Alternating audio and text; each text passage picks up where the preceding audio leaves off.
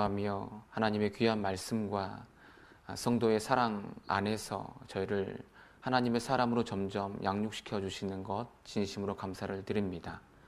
또한 저희에게 귀한 가정을 허락하시고 남편과 아이를 사랑하며 섬길 수 있도록 은혜 베풀어 주셔서 감사드립니다. 보이지 않는 곳에서 이름 없이 빛도 없이 흔적 없이 살아가고 있지만 그것이 복음과 교회를 위해서 가정을 위해서 양분이 되고 있다는 것을 기억하며 더 감사함으로 그 모든 것들을 받아들일 수 있도록 이끌어 주심도 감사를 드립니다. 계속해서 이어지는 어머니 교실을 통해서 주님 저희에게 지혜와 능력을 더하여 주셔서 주님이 허락하신 그 가정을 주 안에서 더더욱 말씀의 가정으로 세워갈 수 있도록 도와주시옵소서. 함께 말씀을 듣고 상고할 때도 주 성령께서 모든 과정마다 함께 해주시고 저희 마음에 귀한 하나님의 말씀이 잘 박힌 목과 같이 새겨질 수 있도록 도와주시옵소서. 언제나 저희를 사랑하시는 예수님 이름으로 감사하며 기도드립니다. 아멘. 성경을 보시겠습니다. 디모데후서 3장입니다. 디모데후서 3장 15절입니다.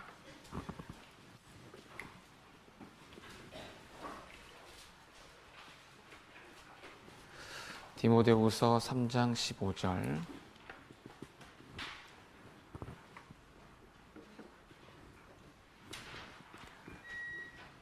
부터 17절까지를 함께 읽어보시겠습니다. 디모데후서 3장 15절부터 17절까지입니다. 함께 읽겠습니다. 또 내가 어려서부터 성경을 알았나니 성경은 능히 너로 하여금 그리스도 예수 안에 있는 믿음으로 말미암아 구원에 이르는 지혜가 있게 하느니라. 모든 성경은 하나님의 감동으로 된 것으로 교훈과 책망과 바르게 함과 의로 교육하기에 유익하니 이는 하나님의 사람으로 온전케 하며 모든 선한 일을 행하기에 온전케 하려 함이니라. 17절까지 읽었습니다. 방금 읽은 말씀에가 우리가 이번 시간에 배워야 할 내용들을 잘 요약 정리하고 있다고 말씀드릴 수 있겠습니다. 특히 16절 말씀이 우리가 이번 시간에 배울 교훈, 책망, 바르게 함, 의로 교육하기에 이 모든 것이 성경으로 가능하다라는 것을 주제 삼아서 4강이 이루어져 있습니다. 내가 어려서부터 성경을 알았다. 이 귀한 이 말씀이 우리 아이들에게 그대로 적용될 수 있으면 얼마나 좋을까. 그리고 우리 아이들이 장성했을 때 내가 어려서부터 하나님의 말씀을 알았고 내가 성경의 사람이 되었구나. 그래서 이제는 디모데처럼 너 하나님의 사람아 라고 불리울 수 있다면 얼마나 좋을까. 그 시작이 여기 나와 있는 말씀처럼 내가 어려서부터 성경을 알았나니 이 말씀으로부터 시작된다면 너 하나님의 사람아로 바뀔 수가 있는 거죠. 그래서 저희가 이 귀한 시간을 갖고 있다고 말씀드릴 수 있겠습니다. 그러면 어려서부터 성경을 알게 된다면 이 성경은 우리 자녀를 여기 나와 있는 말씀처럼 구원에 이르게 할 뿐만 아니라 17절에 나와 있는 것처럼 하나님의 사람으로 온전케 하고 온전한 인격을 갖게 할 뿐만 아니라 모든 선한 일을 행하기에 온전케 하려 함이니라 라는 말씀처럼 그 삶에서도 하나님의 말씀을 실천하는 선행을 드러내는 그러한 사람으로 만들어 간다라는 거죠. 그리스도인의 삶 가운데 아주 중요한 표대라고 말씀드릴 수 있는 부분이 뭐냐면 고난이 올 때 우리는 잠잠히 하나님의 뜻을 기다리죠. 기도하죠. 인내하죠. 인내로 성경의 안위로 소망을 갖게 한다고 성경은 말씀하고 계시거든요. 어려움과 고난이 오면 우리는 인내합니다. 잠잠히 하나님께 기도드립니다. 이것은 개인적으로 하나님 앞에 드려야 할 것이고 뿐만 아니라 거기에 더해서 우리가 해야 될 것은 여기 나와 있는 것처럼 모든 선한 일을 행하게 한다라는 것처럼 이웃을 향해서 하나님을 향해서 선을 행하는 것이 두 번째 원칙입니다. 첫 번째는 잠잠히 기도하며 기다리고 인내하는 것이고, 두 번째는 이웃을 향해서 선을 행하는 것. 어려움이 오시면 소극적으로 기도할 뿐만 아니라 인내할 뿐만 아니라 적극적으로 이웃에게 선을 행하는 것이 아주 필요하다는 겁니다. 어려울 때 선을 행하는 거예요. 할 수 있을 때 선을 행하는 것이 아니라 정말 어려울 때, 나 더 이상 못하겠다 할 때 선을 행하는 것이 성경은 필요하다. 왜? 그것이 그리스도께서 우리에게 보여주신 선의 모습이기 때문에 그렇습니다. 하나님의 사람으로 온전케 하며 모든 선한 일을 행하기에 온전케 하려 함이라. 그래서 성경을 통해서 구원을 얻고 그 인격이 갖추어지며, 그리고 나서 그 삶 가운데 선을 행하는 것으로 점점 바뀌어가는 것을 우리가 원하고, 이것이 우리 자녀들에게 그대로 드러났으면 좋겠습니다. 그렇게 되기 위해서는 16절이라는 거죠. 모든 성경은 하나님의 감동으로 되었다. 교훈, 책망, 바르게 함, 의로 교육한다. 우리 아이들의 모습 가운데 잘못된 것들을 보게 되는데 어떤 것이 기준인지를 알려주겠죠? 교훈입니다. 기준을 제시하고 그 기준에 따라서 살아야 함에도 불구하고 그렇지 못할 때 그 기준에서 벗어나 있는 것을 일깨워주죠. 그것이 책망이고, 그 벗어난 길에서 옳은 곳으로 돌아오게 하는 것, 바르게 함이고, 그 바르게 한 그 우리 아이가, 우리 자녀가 점점 하나님의 사람으로 장성해 가는 것, 그것은 의로 교육하는 반복적인 활동을 통해서 이루어진다는 겁니다. 성경을 가지고. 그래서 성경 중심의 어머니 교실인 거죠. 그래서 이제 교재를 가지고 이어서 쭉 설명을 드려보도록 하겠습니다. 오늘 시험 보신다고 하시던데 복습 차원에서 시험에 다 나올지 모르겠어요. 5쪽을 한번 넘겨보시죠. 5쪽을 보시면 7번입니다. 5쪽에 7번. 1강 때 듣고 배웠기 때문에 꽤 시간이 지나서 많이 기억하실지 모르겠어요. 그런데 좀 중요한 내용들이 나와 있어서 언급을 해보도록 하겠습니다. 7번. 그렇다면 이제 우리의 자녀들이 하나님을 경외하도록 가르치려면 어떻게 가르쳐야 할까요? 어떻게 하나님 경외 교육을 실시해야 할까요? 가로 1번 보시면 자녀가 하나님의 말씀을 두려워하도록 가르쳐야 합니다. 하나님의 말씀 앞에 자녀 자신의 생각이나 몸의 욕구들을 무릎 꿇도록 가르쳐야 합니다. 그래서 시편 95편에서는 이렇게 말씀하고 계십니다. 오라 우리가 굽혀 경배하며 우리를 지으신 여호와 앞에 무릎을 꿇자. 우리를 지으신 여호와 앞에 무릎을 꿇자. 말씀 앞에서 절제하고 굴복할 수 있도록. 그러기 위해서는 먼저 부모인 우리가 그렇게 살아가야 되겠죠. 자녀에게 자주 얘기하시기를 이렇게 얘기하셨으면 좋겠어요. 거기 나와 있는 것처럼 성경이 말씀하시기를, 하나님이 말씀하시기를, 이럴 때 성경은 이렇게 말씀하신단다. 이 표현을 자주 어머니의 그 입술 속에서 드러내야 됩니다. 자주 그 표현을 하셨으면 좋겠어요. 성경은 이렇게 말씀하신단다. 성경은 우리에게 이렇게 교훈하신단다. 이럴 때 성경은 이렇게 말씀하고 계신단다. 성경에다 기준을 세울 수 있도록 자주 어머니 입술 속에서 그게 나와야 한다는 거죠. 어머니가 자주 이야기하고 있는 것이 아이에게는 그게 박히고 있는 거예요. 그래서 이 표현을 자주 해주시길 바라겠습니다. 그리고 6쪽을 한번 넘어가 보시겠습니다. 6쪽 2번 그 위에 참다운 경외는 이라고 되어 있지요. 참다운 경외는 하나님은 우주를 창조하시고 우주를 다스리는 왕. 더 우리가 자주 쓰는 표현으로 주님은 나의 주인, 주님은 나의 왕이시고 나의 주인이다라는 고백을, 그거부터 시작된다라는 겁니다. 하나님의 말씀에 대한 그 순종의 모습에서 자라가게 된다는 거죠. 참다운 경외는 하나님을 왕으로, 주인으로 인정하고, 그리고 그 말씀에 순종함으로 인해서 자라나게 된다는 겁니다. 이사야 54장에서는 하나님을 온 세상의 하나님이라고 말씀하고 계시고, 스가랴 성경에서는 2번이나 하나님은 온 세상의 주다라고 말씀하고 계십니다. 온 세상이 하나님이시고 온 세상의 주이시죠.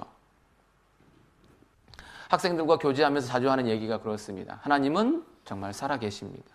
하나님은 정말 존재하십니다. 하나님은 일하고 계십니다. 이 부분을 자주 종종 일깨웁니다. 하나님이 정말 일하고 계신다라는 겁니다. 가끔 내가 모임에 우리가 참석해 있고 말씀을 듣고 배우고 교제하는 이 모든 것들이 왜 그렇게 하고 있을까? 하나님이 살아계시기 때문에 그렇습니다. 눈에 보이지 않는 하나님이 살아서 지금도 일하고 계십니다. 그 하나님은 온 세상의 하나님이시며 온 세상의 주이십니다. 그것을 늘 일깨워 줄 수 있어야 한다는 겁니다. 그것을 위해서 말씀을 일깨워 주는 겁니다. 말씀도 존재하고 계시고 살아서 역사하시는 하나님을 일깨우는 하나의 그 기억을 일깨우는 하나의 도구라고 말할 수 있어요. 말씀도. 성도도 마찬가지입니다. 성도를 보면 누가 생각납니까? 그 안에 계신 하나님. 그분을 구원하신 하나님 생각나잖아요. 교회 오면 누가 생각납니까? 하나님이 생각나는 거죠. 그래서 그 하나님을 일깨우는, 그럴 때 하나님 앞에서 내가 살아가고 있기 때문에 그 삶을 더 조심해야 되겠다라고 자동적으로 일깨울 수 있는 겁니다. 부모가 늘 따라다니며 얘기할 수 없잖아요. 그래서 여기 나와 있는 말씀처럼 그 참다운 경외를 위해서 그 하나님의 말씀을 좀 두려워할 수 있도록 해주셨으면 좋겠고, 2번을 보시겠습니다. 가로 2번. 우리가 먼저 하나님의 말씀을 두려워하는 마음으로 배우고 익혀야 합니다. 하나님의 말씀을 경외하는 거죠. 하나님의 말씀을 두려워하는 마음으로 말씀을 배우고 익혀야 된다. 두 번째 줄에 보시면 말씀이 우리 자신들의 생각과 행동의 우선순위와 기준이 되어야 합니다. 그것을 위해서 말씀을 늘 곁에 두고 읽고 말씀과 씨름하고 말씀 앞에서 눈물을 흘리는 거죠. 발버둥 치는 겁니다. 말씀과 내 생각이 충돌하기 때문에 그렇습니다. 그러한 모습을 옆에 있는 내 자녀가 보아야 합니다. 엄마가 말씀 앞에서 씨름하고 있는 모습을, 말씀 앞에서 울고 있는 모습을, 말씀과 내 생활, 삶의 모습이 기준과 어긋나는데 나와 동떨어져 있는데 말씀은 이렇다 하기 때문에 그 말씀에 순종하는 모습을 우리 아이들이 그림자로서 볼 수 있어야 된다는 거죠. 그런데 어쩌면 말씀을 제쳐두고 내 삶이 또는 내 생활이, 내 상황이 우선되어서 말씀을 뒷전으로 하는 모습이 늘 비춰지고 있는 것이 아닌가 몰라요. 네, 그것은 또 뒤에 이어서 말씀을 드려보도록 하겠습니다. 그래서 그 밑에 문단에 우리 자신이 먼저 자녀들 앞에서 성경을 배우고 익혀야 합니다. 그래야만 우리 자신들이 하나님의 말씀을 자녀들의 마음에 심을 수 있습니다. 우리에게 말씀이 있어야 우리의 자녀들의 머리와 가슴에 하나님의 말씀을 심을 수 있습니다. 그들의 생각의 방식, 가치의 기준, 옳은 것과 그른 것의 분별을 어린 시절부터 오직 말씀에 좌우되고 뿌리 될 수 있도록 가르쳐야 한다는 거죠. 이것은 우리 어머니들에게 정말 달려 있습니다. 그렇기 위해서 우리가 결단을 내려야 합니다. 책 읽어주기, 그 자녀에게 15분 책 읽어주기라는 그 도서는 아주 유명하고 많은 현장의 교사들, 많은 학부모들이 그 책을 탐독합니다. 그 책은 아주 유익한 도서 중에 하나죠. 15분간 자녀에게 매일매일 책을 읽어줘야 된다. 그것을 초등학교를 졸업할 때까지 이렇게 강조를 합니다. 유치원 들어갈 때까지만 해도 15분은 뭐예요? 30분이고 1시간이고 계속 읽어주시죠. 목이 쉬도록. 그러다가 초등학교 한 저학년 정도 가면 읽어주는 시간, 빈도가 줄어들다가 고학년 되면 네가 알아서 읽어 이렇게 하면서 이제 놔버리잖아요. 그렇지 않아요. 한 고학년까지는 꾸준하게 함께 책을 읽어주는 것은 큰 효과를 나타냅니다. 책을 읽어주셔야 됩니다. 어떤 책을 읽어줘야 될까요? 성경을 읽어주셔야 됩니다. 그 밑에 보시면 우리는 가정에서 말씀을 읽는 모습을 자녀들에게 보여주어야 합니다. 그러기 위해서는 자녀가 태어나기 전부터 부모가 말씀에 이미 훈련이 되어 있어야 되겠죠. 그리고 매일 말씀을 읽어가는 모습을 보여줘야 됩니다. 초등학교 한 1, 2학년까지는 그 모습을 보여주는 게 참 좋다고 생각합니다. 아침에 제가 일어나서 성경을 보고 있으면 제 딸들이 항상 그러는 건 아니지만 종종 성경을 들고 와서 제 옆에서 성경을 읽고 있어요. 그것은 아빠가 읽고 있기 때문에 아이가 따라서 읽는다라고 생각을 합니다. 그 읽는 모습을 늘 보여주어야 됩니다. 그 본으로서의 교육에 실은 힘이 있죠.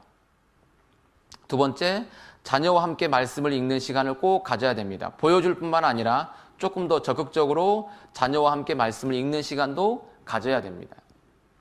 세 번째, 자녀와 함께 묵상하는 시간을 가진다면 더 좋겠습니다. 그래서 한 고학년까지는 말씀을 함께 읽으시고 그 다음에 이제 고학년부터 장성할 때까지는 함께 그 말씀을 묵상하는 시간, 가정교제로 그 자리를 만들어가는 게 좋겠습니다. 그래서 함께 말씀 읽는 시간 갖고 또 그것을 메모하고 외우고 마음에 담을 수 있도록, 마음에 담아서 그것이 그 아이의 삶이 될 수 있도록. 그 시작은 엄마가, 아빠가 늘 말씀을 읽고 있는 겁니다. 그렇게 하고 계시죠? 그렇게 하고 계신다면 이미 어머니 교실을 수강한 것과 다름이 없다라고 말씀드릴 수 있겠습니다. 하나님의 경외, 질서죠. 위아래 구분하는 거, 가정에서 질서. 두 번째가 말씀. 그러면 자녀를 교육하는 데 있어서 많은 부분에 있어서 답을 찾을 수가 있습니다. 그 밑에 성경은 우리 인생의 사용 설명서뿐만 아니라 해설서입니다.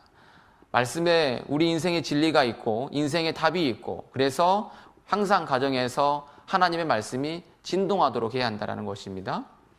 말씀이 우리 가정의 최고의 우선순위가 되어야 하고 세상 학문보다 먼저 하나님의 말씀이 우선되어야 한다는 것입니다. 그래서 말씀을 듣는 것, 말씀대로 행하는 것, 이것이 우리의 삶의 첫 번째 순위가 되도록 가정의 문화를 만들어 가야 하고 말씀이 우리 가정을 지배하도록 먼저 힘을 써야 되겠습니다. 신명기 17장 19절 말씀 함께 외워보겠습니다. 시작. 평생에 자기 옆에 두고 읽어서 그 하나님 여호와 경외하기를 배우며 이 율법의 모든 말과 이 규례를 지켜 행할 것이라. 신명기 17장 19절 말씀이죠. 자주자주 아이들 앞에서 말씀을 외워주시길 바랍니다. 그것은 뒷부분에 가서 말씀을 드리도록 하겠습니다. 그래서 하나님 경외의 교육의 핵심은 말씀 교육에 있고 말씀 교육의 핵심은 우리가 말씀을 공부하고 연구하는 것입니다. 공부하고 연구해야 된다라고 말하니까 부담이 엄청 많이 오죠. 사실은 어렵습니다. 그러나 삶 가운데 우리가 쉽게 실천할 수 있는 방법들이 몇 가지 있습니다. 그것들은 차근차근 설명을 드려보도록 하겠습니다. 그 다음에 31쪽입니다.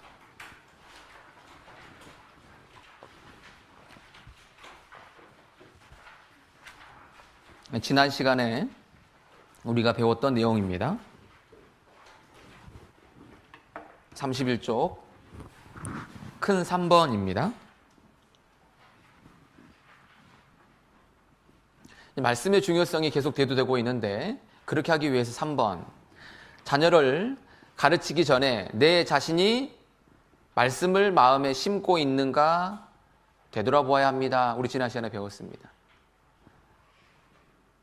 가르치는 자는 가르침을 받는 자보다 더 많은 것을 알아야 합니다.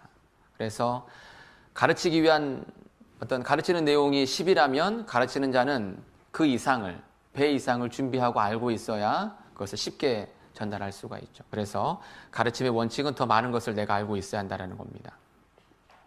그 밑에 보시면 하나님은 그 밑에 돼 있으면서 세 번째 줄에 이렇게 돼 있습니다.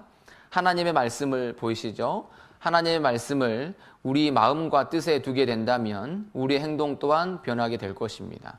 우리가 실제 삶에서 잘 변화되지 않는 것은 분명합니다. 그것은 바로 하나님의 말씀을 마음에 두고 실제 말씀대로 살지 않기 때문이 아닐까요? 그런 생각을 하게 됩니다. 성경에 기록된 이 내용이 내게 교훈이 되고 내가 깨달아지기 위해서는 이와 같은 과정이 필요하다는 겁니다. 성경을 기록한 사람의 입장도 되어봐야 하고 성경이 기록된 그 상황에 내가 놓여봐야 된다는 겁니다. 그래야 공명이 이루어진다는 거예요. 그래야 똑같은 깊이가 깨달아지는 겁니다. 그와 같은 고난, 그와 같은 어려움, 그와 같은 핍박, 환난, 그것이 있을 때 실제 이 말씀이 내 삶 가운데 나도 깨달아진다는 겁니다. 눈물 흘리고 있을 때, 사람으로부터 어려웠을 때 실제 말씀이 더 많이 깨달아졌잖아요. 그래서 더 깨달아지기를 그런 과정들을 겪어가셨으면 좋겠습니다. 그 밑에 보시면 하나님의 말씀 없이 자녀를 교육하는 것은 있을 수 없는 일인 것입니다. 우리는 어머니라는 양육자로서 아리아와 같은 상황에 대해 한번 되돌아보아야 합니다. 성경을 얼마나 알고 있습니까? 일상생활에서 자녀들과 대화 중에 성경을 얼마나 자주 인용하고 있습니까? 성경으로 교훈하고 그 말씀을 적용하는 데 있어서 어느 정도 익숙합니까? 죄를 드러내고 책망하는 일에 성경을 효과적으로 사용하고 있습니까? 5번, 자녀 행동을 바르게 함에 있어서 성경을 일관되게 적용하고 있는가? 6번, 자녀를 의로 교육함과 장래, 자녀의 올바른 삶을 돕기 위하여 성경을 어떻게 사용하고 있는가? 얘기하고 있습니다. 그렇게 되기 위해서는 이 말씀이 더 생각이 납니다. 시편 119편 47절입니다.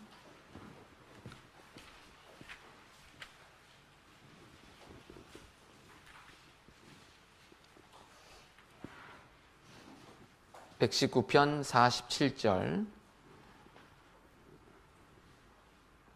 48절 함께 읽어보시겠습니다. 나의 사랑하는 바 주의 계명을 스스로 즐거워하며 또 나의 사랑하는 바 주의 계명에 내 손을 들고 주의 율례를 묵상하리이다. 47절, 48절에서 같은 말씀이 반복되죠. 나의 사랑하는 바 주의 계명, 또 나의 사랑하는 바 주의 계명. 나는 그것을 즐거워하고 내 손을 들고 순종하는 겁니다. 또 기도하는 겁니다. 주의 율례를 묵상하리이다. 나의 사랑하는 바 주의 계명. 혹시 엄마는 무엇을 가장 좋아할 것 같아? 라고 아이에게 물어본 적이 있습니까? 한번 물어보세요. 엄마가 가장 소중하게 생각하는 게 뭘까? 뭐 이렇게 얘기할 수도 있겠지만 그렇지, 당연하지. 너보다 더 소중한 것은 뭘까? 한번 물어보시기 바랍니다. 핸드폰 혹시 이럴지 몰라요. 왜? 나는 소중하다고 말한 적은 없지만 자주 그것을 쥐고 있으니까 손에서 핸드폰을 놓으셔야 돼요. 핸드폰을 멀리하게 하는 그 미디어 중독과 관련된 교육을 할 때 중요한 것 중에 하나가 걸어다닐 때 핸드폰을 손에 쥐지 말라라는 거예요. 가방 속에 집어넣어야 돼요. 근데 우리는 가정에서 핸드폰을 늘 쥐고 있잖아요. 내 손에서 무엇을 쥐고 있을까? 나의 사랑하는 바 주의 계명이라고 되어 있는데 말씀이 내 손에 쥐어져 있을까? 그것이 영향을 미치죠. 43절 보겠습니다. 진리의 말씀이 내 입에서 조금도 떠나지 말게 하소서. 내가 주의 규례를 바랐음이니이다. 내가 주의 율법을 항상 영영이 끝없이 지키리이다. 진리의 말씀이 내 입에서 조금도 떠나지 말게 하소서. 어머니의 입속에서, 어머니 입술에서 진리의 말씀이 조금도 떠나지 않는, 그리고 내가 이 율법을 지키기 위해서 항상 영영이 끝없이 지키겠다라는 하나님 앞에서의 서원, 하나님 말씀 앞에서의 씨름. 많은 말씀 말고요, 한 말씀만 가지고. 그래서 내 아이가 요즘에 우리 엄마가 또는 우리 아빠가 어떤 말씀을 마음에 두고 있는지를 아이도 알 수 있도록. 요즘에 어떤 말씀을 마음에 두고 계십니까? 어떤 말씀이 내가 어려울 때 방향을 잡아주고 있습니까? 지역에서 한 자매가 올라왔을 때 저희 교구에 온다고 이제 만나서 교구장님과 교제를 나누었습니다. 그 자매랑 함께. 이 얘기 다 끝나고 나서 어떤 말씀을 마음에 두고 계세요? 마지막에 물어봤거든요. 상당히 당황했겠죠. 자매가 당황한 기색이 역력하더라고요. 표대 말씀 얘기하시는 건가요? 네, 그것도 괜찮아요. 그러니까 올해 내가 표대 말씀이 뭐였더라 하고 하면서 막 머릿속에 헤매다가 찾아내더라고요. 찾아내기는. 참 훌륭하죠. 우리 어머님들은 어떤 말씀을 그 마음에 딱 두고 계십니까? 아이가 싸우고 왔을 때 어떤 말씀을 그 상황에서 얘기하시겠습니까? 어떤 갈등 상황이 됐을 때 어떤 말씀을 아이에게 제시하시겠습니까? 남편이 나를 화나게 할 때 남편이 나를 억울하게 할 때 그때 어떤 말씀으로 나를 다스리고 계십니까? 그 말씀이 실제 아이에게 영향을 미치는 거죠. 사강이 그걸 얘기하고 있는 거예요. 사강이. 그 상황에 따라서 그 순간순간 말씀이 떠올라야 하고 그 말씀이 나의 마음을 다스릴 수 있어야 한다는 겁니다. 상황, 내 마음의 격동, 그럴 때 말씀이 떠올라야 하고 내 중심에서는 말씀과 이 상황이 씨름하는 겁니다. 말씀과 상황이 씨름하면 무엇이 이길까요? 말씀이 이겨요. 말씀이 이깁니다. 그러면서 상황을 말씀으로 제어하고 마음이 안정이 되죠. 안정이 되니까 내 얼굴도 내 말투도 내 분위기도 훨씬 더 차분하고 부드러워지기 때문에 상대에게 편안함을 줄 수가 있는 거예요. 말씀이 떠올라야 돼요. 말씀이. 그래서 그래야 자녀에게 말씀이 심어지는 겁니다. 같이 읽는다고 해서 말씀이 심어지는 비율이 낮아요. 엄마가 심어져 있는 것이 아이에게 전달된다라는 겁니다. 그래서 본론으로 한번 더 들어가 보죠. 4강으로 넘어가겠습니다. 4강. 교재를 중심으로 쭉 계속 읽어가면서 필요한 부분들 설명을 이어보도록 하겠습니다. 4강이 37쪽이죠.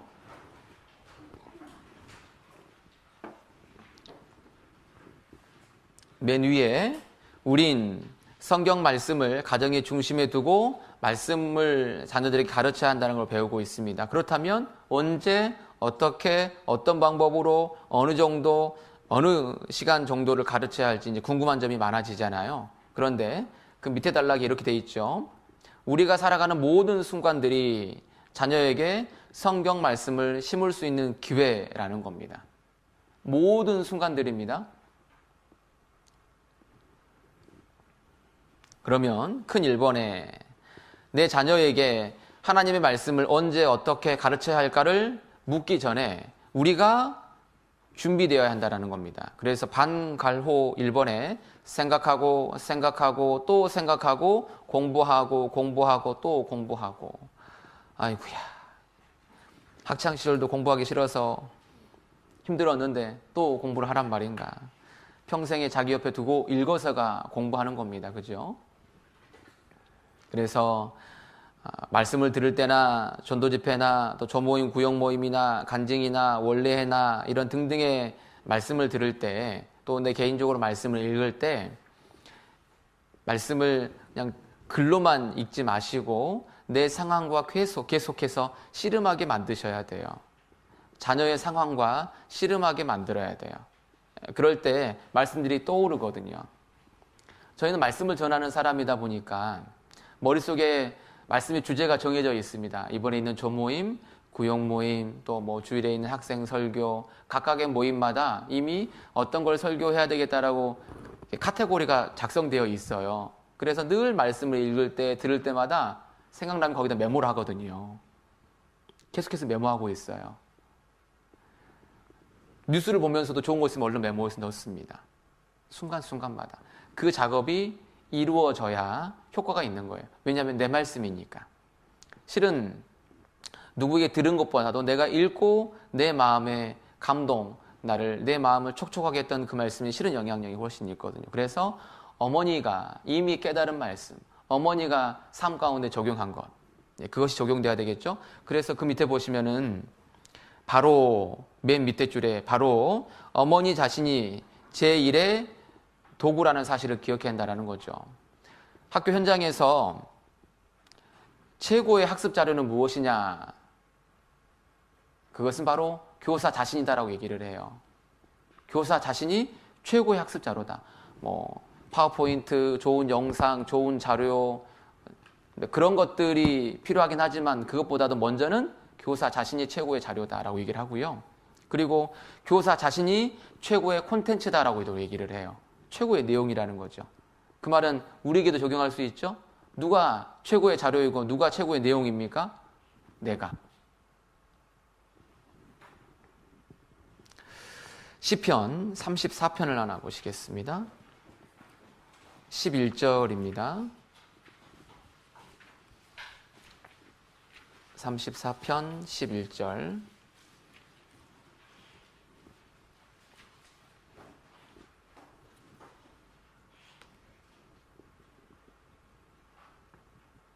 11절 너희 소자들아 와서 내게 들으라. 내가 여호와를 경외함을 너희에게 가르치리로다. 너희 소자들아, 내 아들아, 내 딸아, 이렇게 얘기할 수 있겠죠. 와서 엄마에게 들으렴, 엄마에게 배워보렴. 내가 엄마인 내가 여호와를 경외하는 것이 무엇인지 알려주겠어. 가르쳐줄게. 가르침은 두 가지 방법으로 이루어지죠. 입술을 통해서, 또 하나는 삶을 통해서. 입술을 통해서 가르쳐야 하고 삶을 통해서 가르쳐야 한다는 거죠. 무엇을 가르치는 겁니까? 여호와를 경외하는 겁니다. 무엇을 가지고요? 하나님의 말씀을 가지고. 눈에 보이지 않는 하나님을 만나는 방법이 말씀을 통해서 만나잖아요. 경외하기 때문에 하나님을 가장 사랑하는 겁니다. 10절에 보시면 젊은 사자는 궁핍하여 줄일지라도 여호와를 찾는 자는 모든 좋은 것에 부족함이 없으리로다. 어려운 상황이 왔습니다. 젊은 사자까지도 궁핍할 수 있는 아주 큰 기근이 온 겁니다. 정말 먹을 것이 없는 상황이죠. 그럼에도 불구하고 여호와를 찾는 자는 모든 좋은 것에 부족함이 없다라는 겁니다. 9절 보시겠습니다. 너희 성도들아 여호와를 경외하라. 저를 경외하는 자에게는 부족함이 없도다. 정말 내가 하나님을 경외함으로 인해서 하나님이 나의 부족함을 채워주시고 모든 좋은 것으로 나에게 더해주시는 하나님을 경외하는 실제적인 삶의 모습인 겁니다. 집에 쌀이 떨어져 가고 있습니다. 먼저 뭐 하십니까? 쌀 떨어져서 어떻게 하냐고 불평불만하시고 남편에게 얘기하시고 뭐 시댁이나 또는 처가로 전화해서 엄마 쌀 보내줘 뭐 이렇게 전화하십니까? 먼저 기도하십니까? 아이의 몸이 아픕니다. 먼저 병원부터 찾습니까? 1399 먼저 누르십니까? 먼저 하나님께 기도하십니까? 하나님을 경외하는 삶이 정말 무엇입니까? 내가 편할 때 하나님을 경외하는 것이 경외하는 게 아닙니다. 곤란할 때, 정말 어려울 때 그 경외하는 모습이 아이에게 보여지고 있다는 겁니다. 종종 제 신방 가서 그런 얘기 드립니다. 시간을 정해놓고 기도하십니까? 물어본 다음에 자매님이나 또는 형제님이 기도하시는 기도처가 있습니까? 기도하는 장소가 정해져 있습니까? 라고 물어봅니다. 우리 자매님들의 기도하는 장소, 기도처가 어디십니까? 늘 거기에서 엄마가 기도하고 있는 모습을 보여주고 계십니까? 늘 거기에서 엄마가 말씀 읽고 있는 모습을 보여주고 계십니까? 그게 가장 큰 자녀에게 말씀을 심는 방법인 겁니다. 제가 믿음을 막 갖고 교회 안에서 신앙을 배우고 있을 때 본이 되었던 집사님께서 구원받지 않는 남편을 위해서 늘 하시는 것이 당연히 기도였잖아요. 그런데 그분이 늘 하는 기도 장소가 정해져 있었어요. 그분 댁에 방문할 일이 있어서 교제를 나누다가 자연스럽게 나왔던 내용 중에 하나가 그 당신은 설거지하는 곳을 뭐라 하죠? 집에서 싱크대. 그 싱크대 그 아래쪽에서 항상 자기는 기도한다고, 항상 거기서 기도한다고 얘기를 하시더라고요. 어디서 기도하고 계십니까? 그 기도 장소가 있으시죠? 그 아이들이 그걸 봐야 됩니다. 아버지였고 많은 아이를 기르고 있던 그 어머니가 늘 기도하는 그 시간만큼은 아이들이 알았고 그 시간만큼은 아이들이 지켜주려고 했다고 하는 그 얘기도 들어본 적이 있으시죠? 저는 가끔 기도하고 있으면 저희 막내가 제 막 위에 올라오고 막 그래요. 저리 가! 라고 말하지는 않고 그래도 그냥 기도하고 있습니다. 왜? 아빠가 기도하고 있는 모습을 아이가 직접 보는 거니까, 또 만지는 거니까. 그게 어쩌면 더 좋은 교육이지 않을까. 기도했니? 라고 말하기보다도 엄마랑 또는 아빠랑 함께 기도하자. 성경 읽었니? 라기보다도 엄마랑 함께 성경 읽자. 아빠랑 함께 성경 읽자. 여기 나와 있는 말씀처럼 너희 소자들아 와서 내게 들으라. 내가 여호와를 경외함을 너희에게 가르치리로다. 입술로, 또 하나가 뭐라고요? 삶으로. 입술의 가르침보다 삶의 가르침이 훨씬 더 큰 영향을 미치는 겁니다. 꼭 기억해 주셨으면 좋겠습니다. 2번으로 가기 위해서 그 시편 34편 11절 위에 어머니들의 하나님을 향한 거룩한 결심이 필요합니다라고 되어 있습니다. 이 부분은 무슨 내용이냐면은 실은 가정에서 성경을 가르치는 내용은 아버지인 우리가 많은 부분 담당해야 함에도 불구하고 지금은 아버지의 부재 그런 때이잖아요. 뭐 보통 아버지가 집에 12시 들어오시잖아요. 뭐 아버지가 아이들의 성경을 어떻게 가르쳐요? 항상 집에 없는데. 항상 아버지를 피곤해 하시잖아요. 그러니까 여보 말씀 좀 가르쳐라고 얘기하기보다도 이 사람은 나를 돕는 자 정도로만 생각하고 내가 주도적으로 해야 되겠다라는 그런 마음을 가지시라 이 말입니다. 그래서 그 하나님을 향한 거룩한 결심, 하나님을 향한 갈망 이것이 영향을 미치기 때문에 그것을 가져주시기를 부탁을 드리겠고 가로 2번으로 가보시겠습니다. 우리는 자녀가 하나님의 말씀이 반드시 필요한 중요합니다. 죄인임을 자각하는 데서 출발해야 합니다. 자녀가 죄인이라는 겁니다. 죄인에게 꼭 필요한 것은 무엇입니까? 하나님의 말씀입니다. 그런데 자녀가 죄인이기에 앞서 누가 더 죄인입니까? 내가 더 죄인이라는 걸 기억해야 한다는 겁니다. 우리는 흔히 다른 사람의 잘못을 지적하는 데는 눈이 밝지만 내가 죄인이라는 걸 깨닫는 데는 더딘 것 같아요. 남편이 더 죄인입니까? 내가 더 죄인입니까? 내가 더 죄인입니까? 내 아이가 더 죄인입니까? 내가 더 죄인입니다. 그것을 마음에서 잊어버리면 안 됩니다. 죄의 깊이가 은혜의 깊이고 죄의 깊이가 감사의 깊이로 연결이 되는 겁니다. 내가 왜 감사하는 삶이 없고 내가 왜 은혜를 더 누리고 있지 못하는가? 내가 죄인인 것을 실제 더 깨닫지 못하고 있기 때문에 그래요. 형제자매와 지내시는 가운데 문제가 되십니까? 내가 죄인이라는 걸 일깨워야 됩니다. 어떻게 저럴 수가 있어? 라고 얘기하고 싶으시죠? 실은 내가 더 내 안에 더 악한 것들이 있다는 걸 기억해야 됩니다. 성경은 얘기하고 계시죠? 나의 불법과 죄가 얼마나 많으니까 나의 허물과 죄를 내게 알게 하옵소서. 구원받은 사람의 고백인 겁니다. 이것은 로마서 3장에서 이렇게 얘기하고 계십니다. 사람은 다 거짓되되 오직 하나님은 참되시다 할지어다. 사람은 다 거짓됩니다. 누가 거짓됩니까? 내가 거짓됩니다. 인생의 마음에 악이 가득하여 평생에 미친 마음을 품다가 후에는 죽은 자에게로 돌아가는 것이다. 누가 가장 악하고 그 미친 마음이 이 안에 있습니까? 내 안에 있습니다. 내 안에. 그래야 마음을 낮출 수가 있어요. 아이가 그래야 귀해지는 겁니다. 성경을 하나 보겠습니다. 전도서 7장입니다.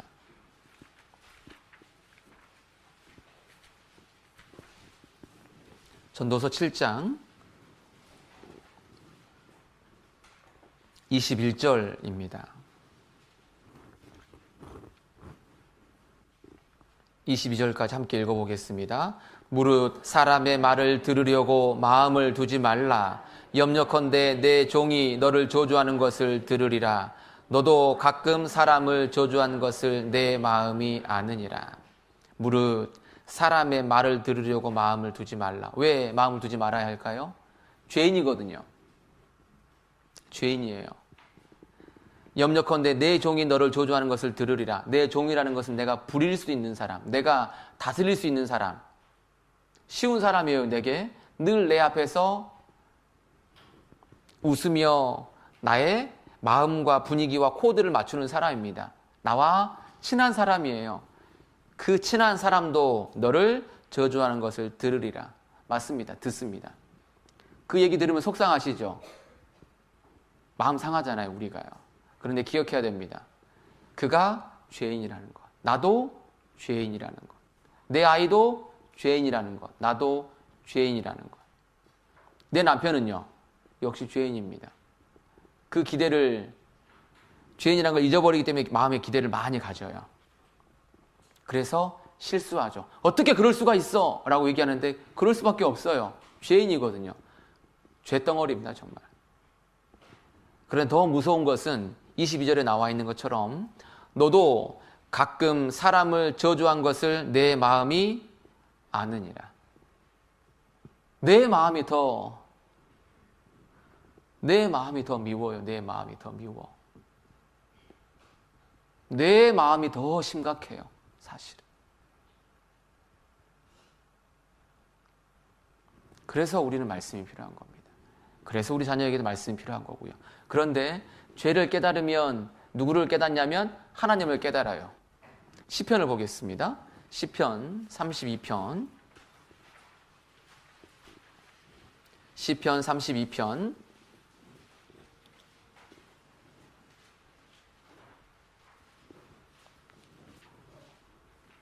3절부터 보시겠습니다. 내가 토설치 아니할 때에 종일 신음함으로 내 뼈가 쇠하였도다. 죄를 하나님 앞에 고백해야 한다는 겁니다. 주의 손이 주야로 나를 누르시오니 내 진액이 화하여 여름 가물에 마름같이 되었나이다. 내가 이르기를 내 허물을 여호와께 자복하리라 하고 주께 내 죄를 아뢰고 내 죄악을 숨기지 아니하였더니 곧 주께서 내 죄의 악을 사하셨나이다. 구원받기 전에도 구원받는 과정에도 이걸 깨닫죠. 구원받는 과정에서 구원받은 이후에도 이걸 깨달아가는 겁니다. 사실은 죄를 하나님 앞에서 회개하셔야 됩니다. 자주자주 하나님 앞에서 죄를 고백해야 됩니다. 그러면 6절 함께 읽어보겠습니다. 이로 인하여 무릇 경건한 자는 주를 만날 기회를 타서 주께 기도할지라. 진실로 홍수가 범람할지라도 저에게 미치지 못하리이다. 무릇 경건한 자는 주를 만날 기회를 타서 주께 기도할지라. 주를 만날 기회 1번 밑에 뭐라고 되어 있냐면요. 죄를 깨달을 때에. 그렇죠? 죄를 깨달을 때가 누구를 만날 때입니까? 주님을 만날 때입니다. 그래서 내가 죄를 깨달아가는 것, 나의 죄성을 더 발견해가는 것, 나의 한계를 알아가는 것, 우리는 그럴 때 어떻게 합니까? 주님께 도움을 구하잖아요. 그럼 주님이 도와주시죠. 그리스도 예수 안에 있는 성령의 능력이, 성령의 힘이, 교제 안에서 우리와 함께 하시는 주님의 능력이 우리를 바꾸어 가십니다. 죄를 깨달을 때, 하나님을 만날 때입니다. 그 근저는 죄인이다. 내가 가장 큰 죄인이다. 나보다 큰 죄인은 없다라는 것을 마음에 두셔야 돼요. 그리고 우리 자녀도 이 말씀이 필요한 죄인이라는 것을 인정하자라는 겁니다. 그 밑에 보시면 한 장 넘겨서 2번 밑에요. 내 자녀가 2번 밑에 바로 내 자녀가 죄인의 씨 행악의 종자요 행위가 부패한 죄인의 혈통임을 기억해야 합니다. 그래서 인간은 더럽습니다. 마음이 더럽고 생각이 더럽고 행위가 더럽습니다. 한 장을 넘겨보시면요. 뿐만 아니라 더구나 죄도 더럽지만 우리의 의도 더러운, 피할 수 없는 죄인이라는 겁니다. 우리 자체도 더럽고 내 삶의 모습도 더러운 게 있다. 우리 아이들도 그렇다라는 거죠. 그래서 이제 우리가 자녀들을 성경 말씀으로 왜 끊임없이 가르쳐야 하는지 이유가 더 분명해졌습니다. 왜입니까? 죄인이기 때문에 그렇습니다. 나도 죄인입니다. 구원받으면 죄를 더 깨닫습니다. 사실은 구원받고 말씀을 들으면 들을수록 전도 집회가 더 은혜가 되는 이유가 왜 그러냐면 내가 큰 죄인이라는 걸 더 깨달아가기 때문에 그렇습니다. 그래서 구원받은 사람에게도 말씀이 필요한 거고 구원받지 않은 사람에게는 더더욱 말씀이 필요하죠. 죄인이기 때문에 그렇습니다. 그래서 우리 아이들에게 끊임없이 말씀을 가르치는 거죠. 우리 아이들이 구원을 받았든지 구원을 받지 않았든지 구원을 받았더라도 아직 그 삶이 변하지 않고 있더라도 끊임없이 가르쳐야 되는데 그 밑에 세 가지가 있죠. 어떤 것을 가르쳐야 되냐면 죄에서 해방되어 구원을 받도록 가르쳐야 됩니다. 죄사함을 얻는 거죠. 영혼 구원을 얻는 거죠. 생활 속에서 구원을 이루도록 가르쳐야 됩니다. 생활 구원이죠. 성품 구원입니다. 그 다음에 몸의 구원을 소망하도록 가르쳐야 된다는 겁니다. 왜 몸의 구원을 소망하도록 가르치냐면 내가 죄인이기 때문에 그래요. 이 죄의 몸을 벗는 것이 얼마나 큰 은혜입니까? 그래서 우리는 이 죄의 몸을 벗기를 간절히 소망하기 때문에 이 몸의 구원을 소망하는 겁니다. 이거 다 중요한 부분이라는 거 기억하셔야 되고 그래서 끊임없이 가르쳐야 됩니다. 그러므로 우리는 자녀가 구원을 얻었든 얻지 않았든 죄에 대해 지속적으로 가르쳐야 합니다. 생활 속에서 범하는 죄에 대해서 언제나 단호하게 대처해야 합니다. 죄는 불법이기 때문에 그렇습니다. 죄는 불법입니다. 그리고 죄는 눈을 어둡게 만들어버립니다. 요한일서 2장입니다. 요한일서 2장 11절입니다.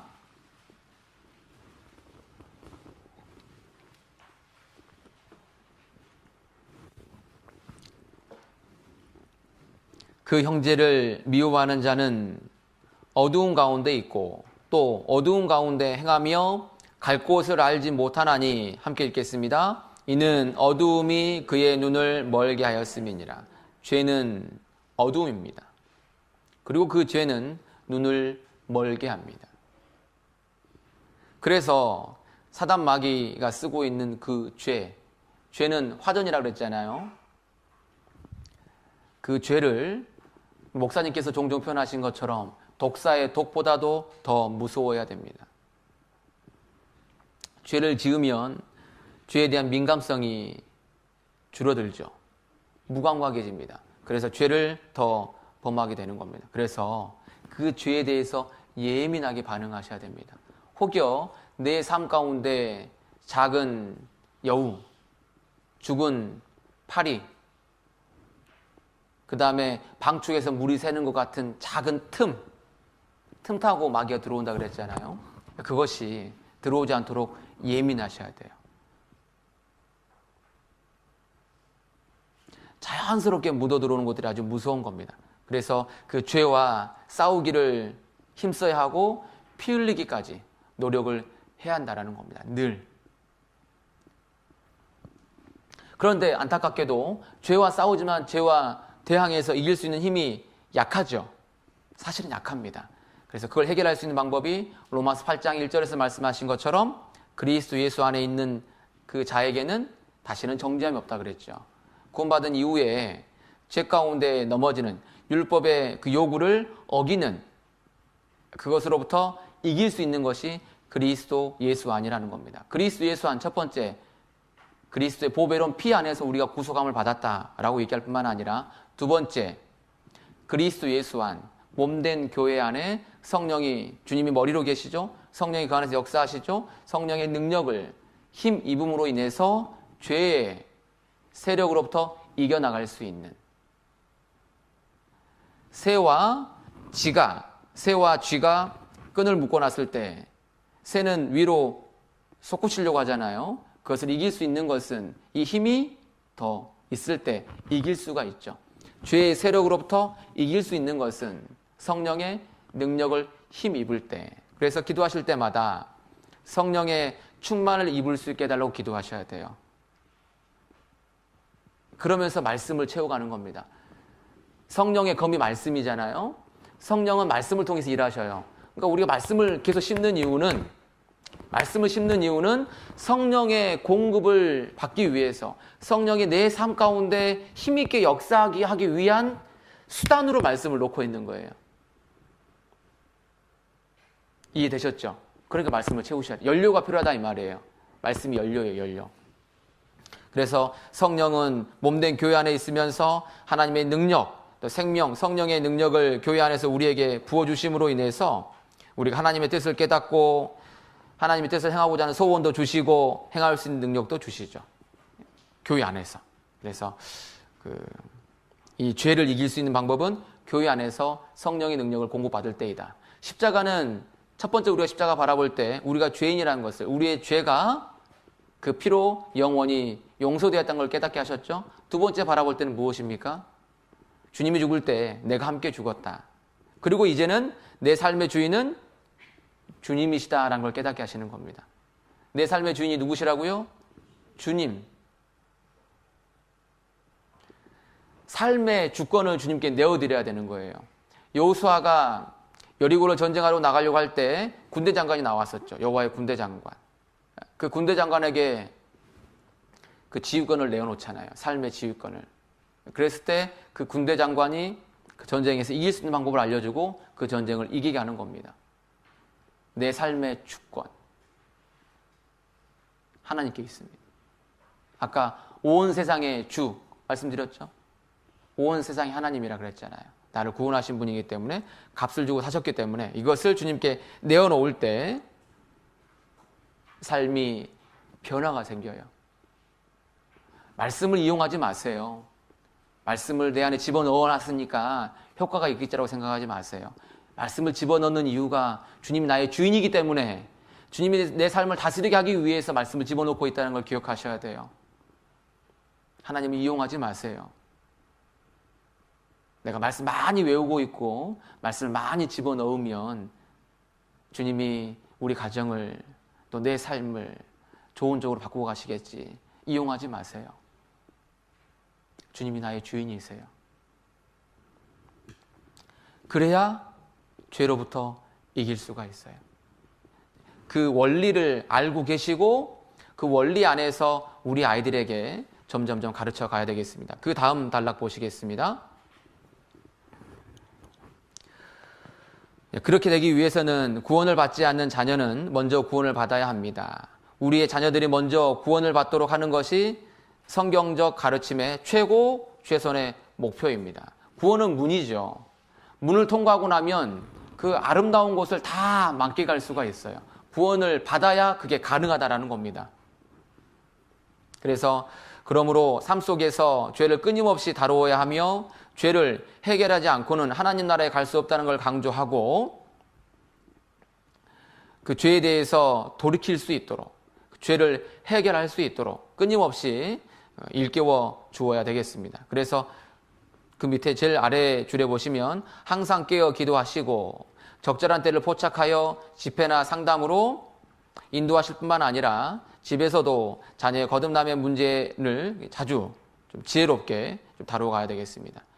죄를 깨닫는 사람이 그 구원의 은혜의 가치를 깨닫는 거예요. 우리 아이들이 그 구원의 선물을 값싼 것으로 또 값싼 구원으로 값싼 은혜로 이 부주의하게 취급하게 되는 이유가 왜 그러냐면 그 죄에 대해서 죄의 심각성을 그 다음에 구원의 그 필요성에 대해서 깊이 자각하지 못하기 때문에 구원의 가치가 그들에게 약한 겁니다. 그래서 구원을 받았다고 하더라도 생활 속에서 하나님의 살아계심과 죄와 복음, 거듭난 자의 생활을 이게 가르침의 핵심 주제로 잡아가지고 끊임없이 가르쳐 주셔야 되겠습니다. 그리고 우린 구원 얻은 자녀나 구원 얻지 못한 자녀에게도 동일하게 하나님의 거룩하심과 전지전능하심 등의 속성을 지속적으로 가르쳐야 됩니다.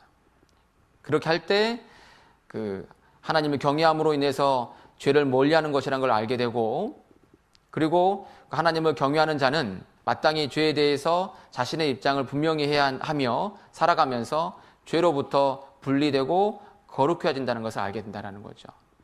하나님의 속성들에 대해서 자주 일깨워줘야 한다는 겁니다. 하나님을 알면 알수록 하나님을 아는 사람은 바뀌게 되어 있는 거거든요. 하나님의 거룩하심에 대해서 하나님의 전지전능하심에 대해서 일깨워야 한다는 거죠. 요한계시록을 하나 봐보겠습니다. 요한계시록 1장 8절입니다.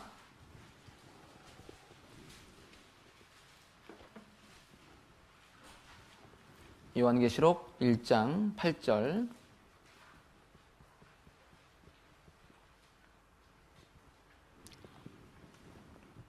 주 하나님이 가라사대 나는 알파와 오메가라 이제도 있고 전에도 있었고 장차 올 자요 전능한 자라 하시더라. 요한계시록 1장 8절이죠.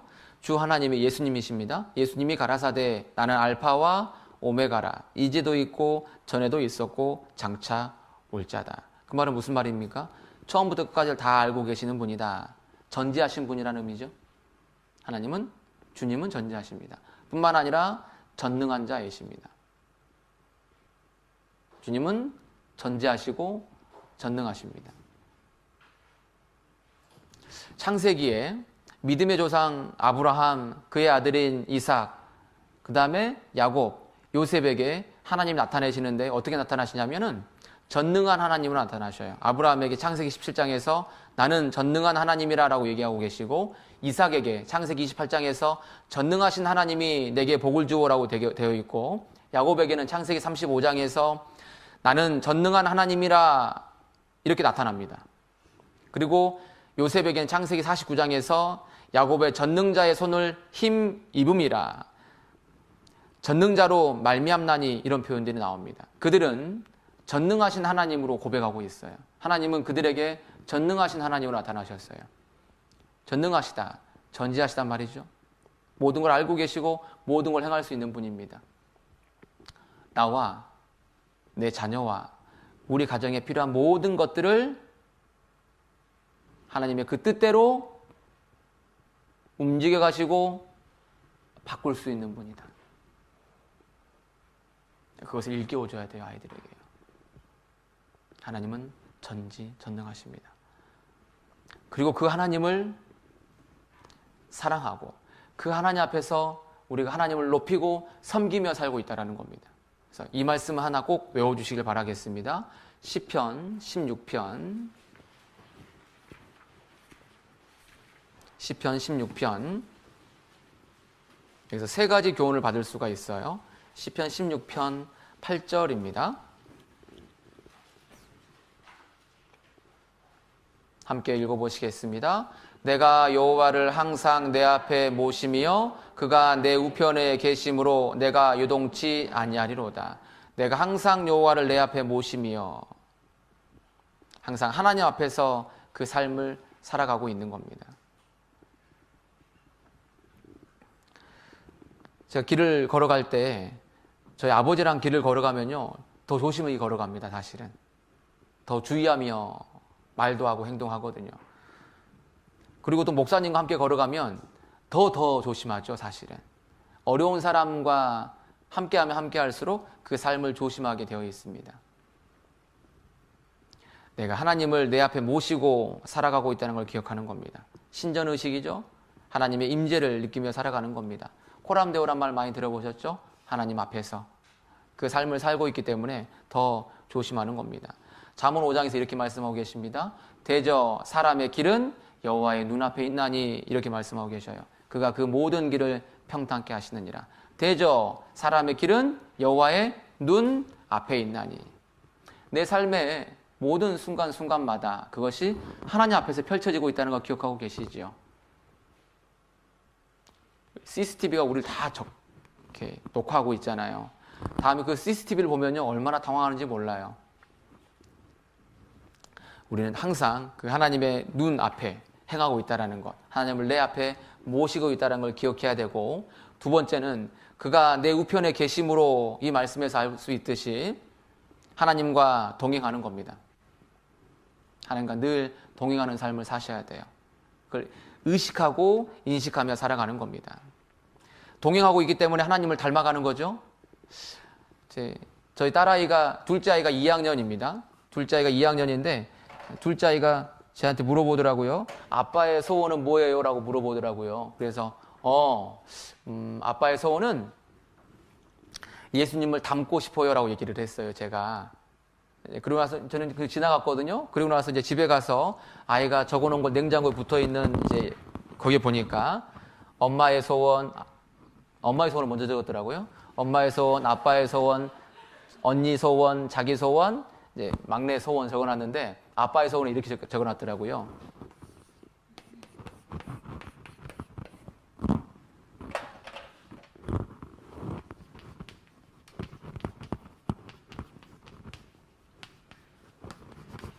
몇 학년이라고요? 2학년. 유경아! 이거 틀렸어! 라고 말할까 하다가 말하기 전에 곰곰이 생각해 보니까 이 말이 더 와닿죠.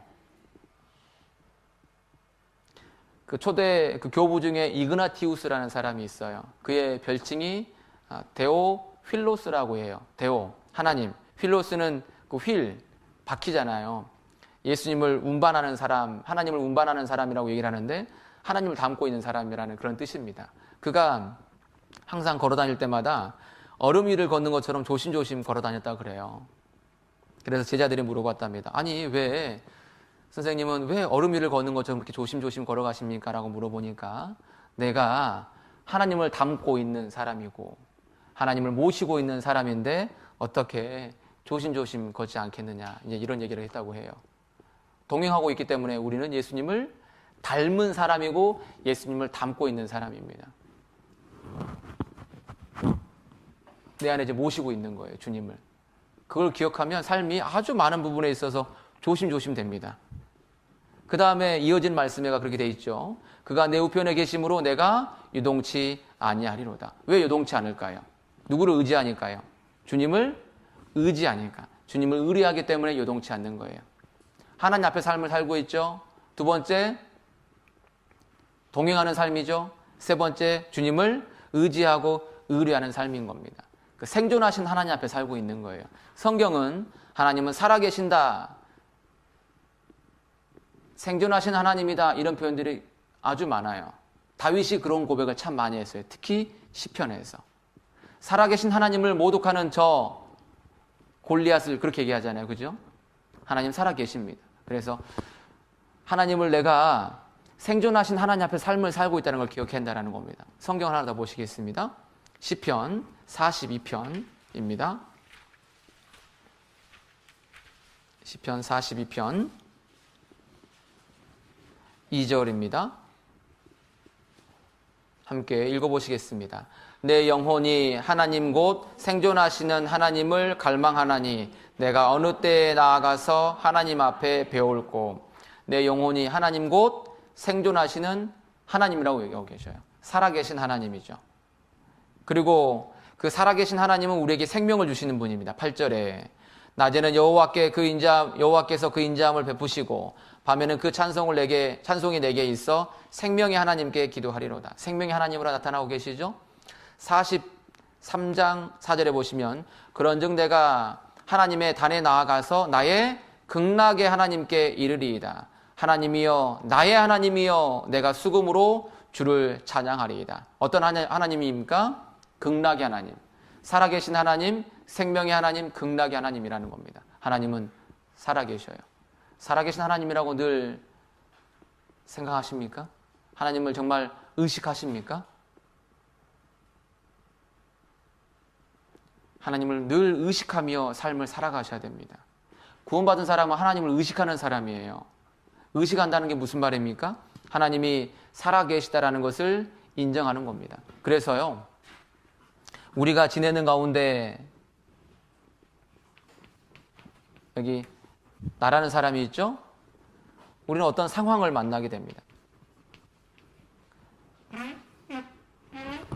그런데 우리는 대부분 상황을 먼저 보고 그 다음에 무엇을 보냐면 하나님을 바라보게 됩니다. 그러니까 상황을 놓고 하나님을 보니까 그 상황이 마음에 들지 않으니까 하나님을 원망하고 하나님을 불신하고 하나님의 정한 길에서 돌아서려고 하는 거죠. 그런데 우리의 눈이 무엇을 먼저 바라봐야 되냐면 하나님을 먼저 봐야 됩니다. 하나님을. 그 다음에 상황을 보는 거예요. 하나님을 먼저 보고 상황을 보면요, 상황이 어떤 상황이 될까요? 감당치 못할 것이 없는 상황이 되어버려요. 어려운 상황을 주신 하나님께 감사하게 되고 모든 것을 감사함으로 받을 수 있게 되는 겁니다. 눈이 살아계신 하나님을 먼저 보느냐, 앞에 있는 어려운 상황을 먼저 보느냐, 무엇을 먼저 보십니까? 우리 아이들이 무엇을 먼저 바라보게 하시겠습니까? 그것은 부모인 우리가 늘 무엇을 보며 살아가느냐에 의해서 결정이 된다라고 말씀드릴 수 있겠습니다. 교재 39쪽입니다. 교재 39쪽 첫 번째 문단에서 두 번째 줄에 보시면요, 그러므로 하나님의 진리의 말씀을 통해 자녀들이 죄를 멀리하는 것이 하나님을 경외하고 말씀에 순종하는 삶임을 가르쳐야 합니다. 또한 그 하나님을 경외하는 참된 실제가 자신의 부모를 공경하고 순종하는 것임을 가르쳐야 한다는 거죠. 그래서 말씀에 순종하는 것, 하나님을 경외하며 말씀에 순종하는 것, 그리고 부모에게 순종하는 것을 가르쳐야 한다는 겁니다. 그렇게 해서 우리 자녀들의 삶이 구원을 받았을 뿐만 아니라 그 구원의 은혜에 감사하고 하나님께 영광을 돌리는 그 삶을 살아갈 수 있도록 도와주는 겁니다. 그리고 그것을 위해서 삶을 절제하며 살아가게 하는 겁니다. 삶을 절제하며 살아가야 되는데 어떻게 해야 삶을 절제하며 살아갈 수 있을까? 이것을 조금 추가로 설명을 드려보도록 하겠습니다. 고린도 교회 성도들이 범죄한 이유는 너희 몸이 하나님의 성전인 것을 알지 못하느냐, 이것을 바울 사도가 강조하셨잖아요. 우리가 하나님을 이 안에 주님을 모시고 있다는 것을 기억해야 한다는 겁니다.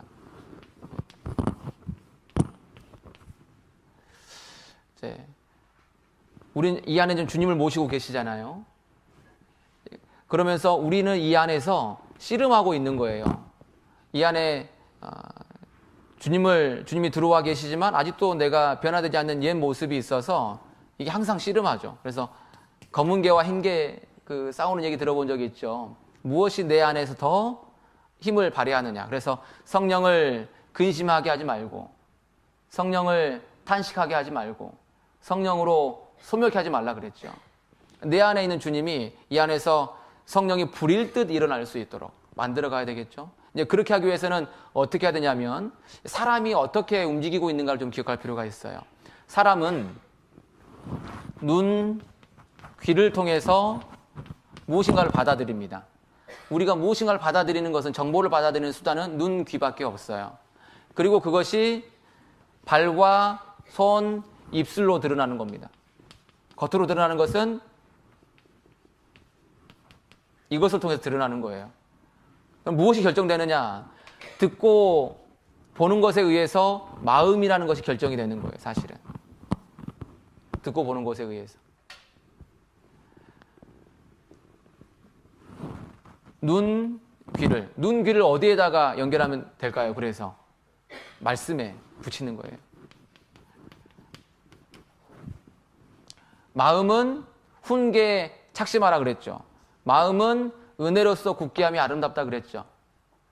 훈계에 착심하고 은혜로서 굳게 하기 위해서는 눈과 귀를 통해서 말씀이 들어와야 되는 거예요. 그 마음의 생각이 어떠한즉 그 위인이 그러하다라고 말씀하고 계시잖아요. 무릇 지킬 만한 것보다 더욱 내 마음을 지켜라. 어떻게 해야 마음이 지켜질까요? 마음 지켜야 돼. 마음 지켜야 돼. 마음아 지켜줘. 이렇게 하면 지켜지는 게 아니죠. 어디를 바라보자고요? 눈과 귀를 통해서 이걸 제어하는 거예요. 잠언을 하나 보시겠습니다. 잠언 23장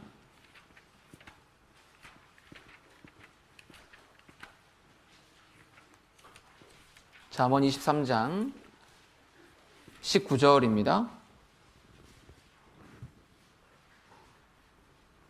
잠언 23장 19절. 내 아들아, 너는 듣고 지혜를 얻어 내 마음을 정로로 인도할지니라. 내 아들아, 듣고라고 되어 있죠? 들어야 돼요. 26절입니다. 내 아들아, 내 마음을 내게 주며 내 눈으로 내 길을 즐거워할지어다. 듣고 그 다음에 눈으로 두 가지가 나와 있죠. 하나 더 보겠습니다. 잠언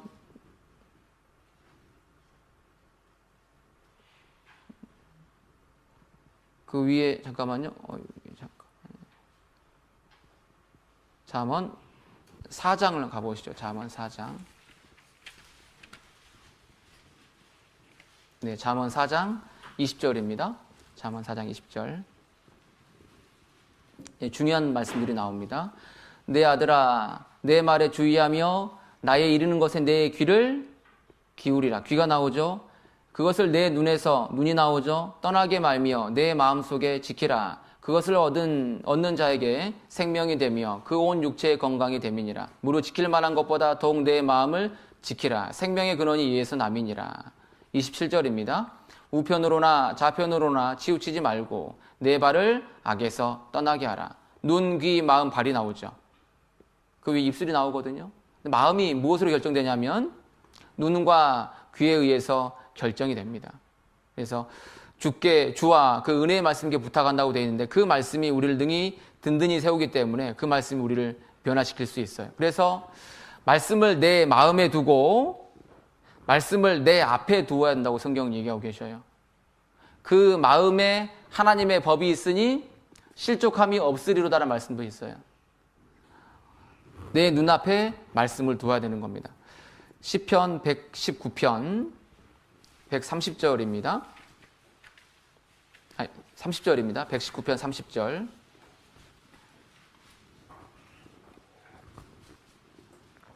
(119편) 30절. 내가 성실한 길을 택하고 주의 규례를 내 앞에 두었나이다.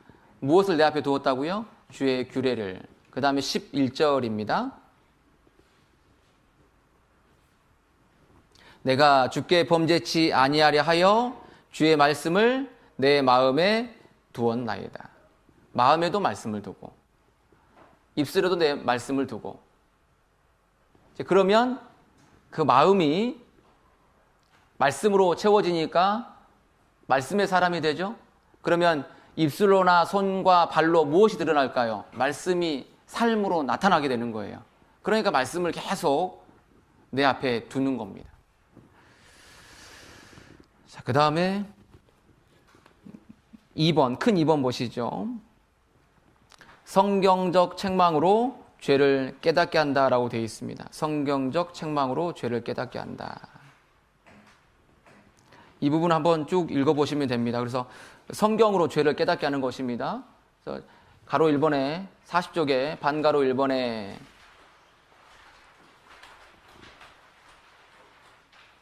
책망이 중요합니다 라고 되어 있죠. 반가로 2번에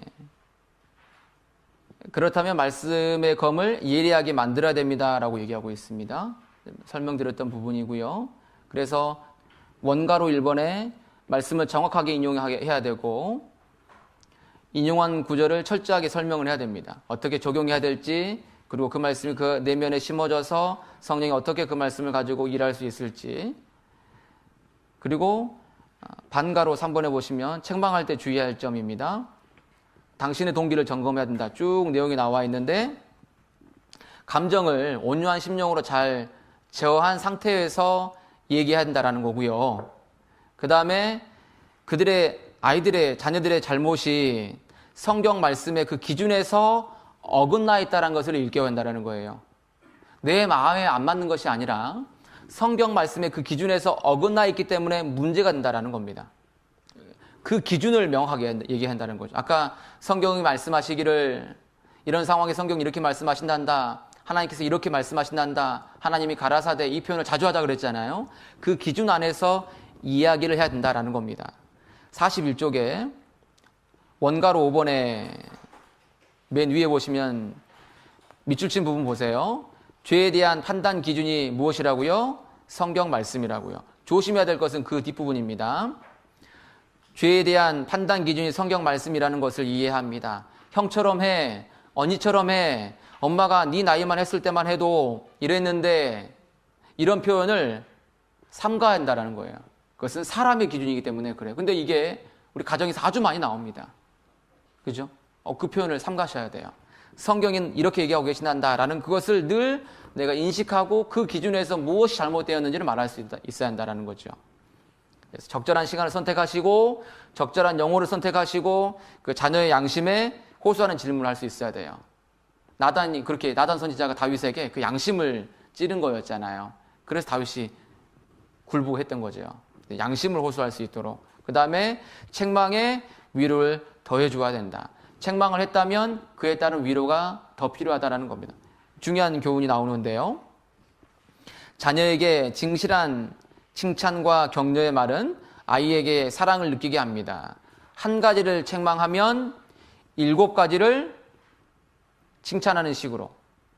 그러니까 책망은 하나 있다면 칭찬은 훨씬 더 많이 할 수 있도록 1대 7의 비율 정도로 얘기하고 있습니다. 책망의 횟수를 줄이지 않으면서 칭찬의 횟수와 강도를 높이는 것이 핵심입니다. 이해되셨죠? 책망을 해야 되잖아요. 그렇다면 무엇을 더 많이 해야 되겠어요? 칭찬을 더 많이 해야 되겠죠. 부부간에도 마찬가지입니다. 부부간의 그 긍정의 말과 부정적인 말의 그 비율로 따져봤을 때 이 부부가 어떻게 살아갈지를 예측할 수 있다고 하잖아요. 긍정의 말과 부정의 말을 1대1로 하는 부부는 보통 이혼하는 부부랍니다. 1대1이면 이혼한대요. 그런데 긍정의 말이 1이고 부정의 말이 5, 1대5인 부부는 긍정의 말이 5입니다. 거꾸로 얘기했습니다. 긍정의 말이 5고 부정의 말이 1이면 그럭저럭 사는 부부랍니다. 대부분 이 정도 사시죠. 행복하고 건강한 부부는 긍정의 말이 20, 부정의 말이 1, 이 정도 비율이라고 해요. 그러니까 우리 자녀들에게 말할 때도 칭찬이 훨씬 많아야 되고 부부간에도 긍정의 말이 훨씬 더 많아야 된다는 거.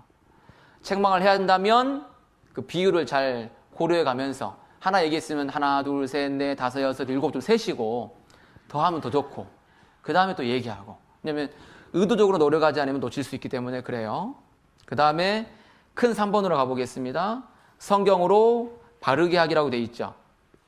바르게 한다는 것은 세워주거나 다시 서게 한다는 그런 의미가 있고 교정을 하고 올바른 상태로 바꾼다는 의미가 담겨 있습니다. 그래서 회개하고 하나님 앞에서 그 죄에 대해서 회개하게 하는 거예요. 그리고 고백하고 용서하고 배상하고 죄를 버리고 점검하고 회복한다고 되어 있는데 이렇게 말하니까 어렵잖아요. 이렇게 설명드려 볼게요. 어떤 잘못을 하나님 앞에서 이제 드러나게 된 거예요. 죄를 가지고 성경 말씀 가지고 책망했잖아요. 그러면 하나님 앞에 회개해야 되겠죠. 첫 번째 회개하는 거예요. 그 죄에 대해서 돌이키는 겁니다. 두 번째가 고백하는 거예요. 누구에게? 하나님께. 또 누구에게도 고백해야 될까요? 사람에게도 고백해야 돼요. 회개했다면 하나님께 고백하고 사람에게도 고백하게 해야 된다. 그 다음에는 용서를 구해야 돼요. 용서를. 하나님께 그 죄의 용서를 구해야 하고 그리고 사람에게도 그 용서를 구해야 돼요. 우리는 사람에게는 잊어먹는데 사람에게도 해야 돼요. 네 번째가 배상이죠. 책임을 다하라는 겁니다.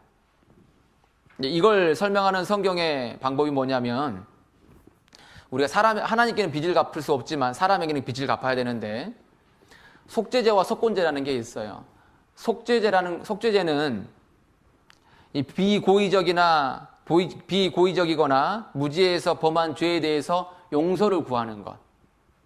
그럼 속건제라는 것은 뭐냐면 그 하나님의 성물에 대해서 범과했거나 하나님의 규례를 어겼거나 세 번째가 중요합니다.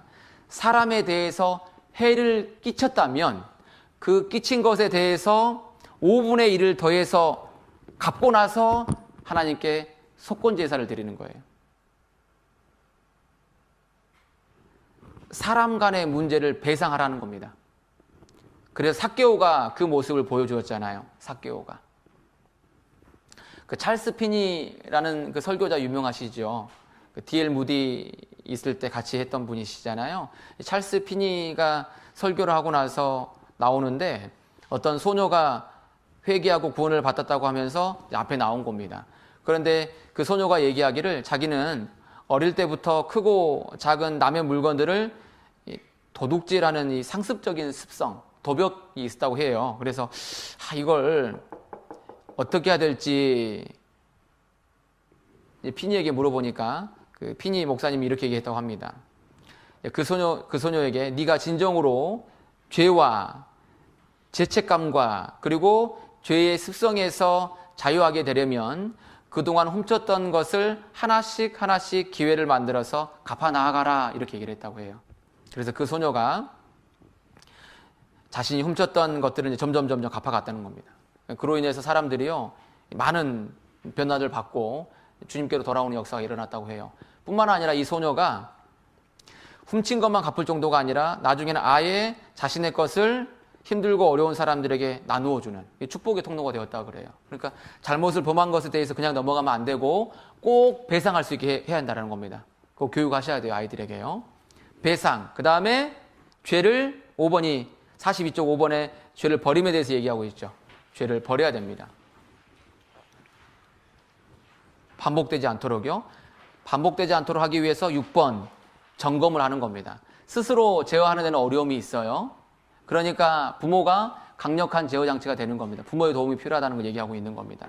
그래서 7번 관계가 회복되는 겁니다. 맨 밑에 줄에 보시면 하나님께로, 또 그들이 죄를 범한 사람에게로, 그리고 자신들의 부모에게로 회복이 되어야 한다라고 얘기를 하고 있는 겁니다. 그래서 이 부분이 성경으로 바르게 하기가 어려운 것처럼 보이지만 그 원리는 이해되시죠? 원리 이해되시죠? 회개하게 하고 하나님 앞에 용서를 구하고 하나님 앞에 고백하고 용서를 구하고 그 다음에 배상하고 그 다음에 죄를 버리게 하고 점검해주고 관계를 회복하는, 어려운 것 같지만 이 과정을 한번 복습 한번 하셔가지고 조금 담아두시고 배상에 대한 부분도 잘 좀 정리해 주셨으면 좋겠어요. 43쪽입니다. 훈련에 의해서 교육하기라고 되어 있습니다.